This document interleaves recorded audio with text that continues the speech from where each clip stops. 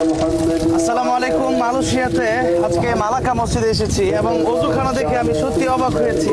এত সুন্দর ওযুখানা। আমার ওযু আছে, তারপর ওযু করবো আজকে। অনেক গরম। বিসমিল্লাহির রহমানির রহিম। আমার কাছে খুবই ভালো লাগছে আমার ওযুখানা ওযু করতে। নিচে পাথর সাদা সাদা এবং অনেক দামি পাথর দেওয়া আছে। পৃথিবীর অনেক দেশে আমি গিয়েছি, আমরা কিন্তু এই সিস্টেমের ওযুখানা এই প্রথম। সৌদি আরবে পাই নাই, দুবাইতেও পাই নাই, দুবাইতেও পাই নাই, উন্নত রাষ্ট্রে কাতারেও পাই নাই। এই সিস্টেমের ওযুখানাই প্রথম পাইলাম। আলহামদুলিল্লাহ, এই যে আমাদের মালাই ভাইরা এই যে ওযু করতেছে, এরা মাশাআল্লাহ খুবই ভালো লাগতেছে। এবং এই মসজিদটা হচ্ছে সাগরের উপরে না? এই মসজিদটা মালাক্কা শহরের একদম শেষ প্রান্তে সাগরের উপরে। আমার কাছে সবকিছুর চেয়ে ওযুখানা আনকমন লাগছে। তবে আমার মনে হয় যে পানিটা একটু অপচয় হয়, বেশি পড়ে যায় পানি। তারপরে আলহামদুলিল্লাহ ভালো লাগতেছে এই গরমের ভিতরে এবং খুবই সুন্দর পরিবেশ।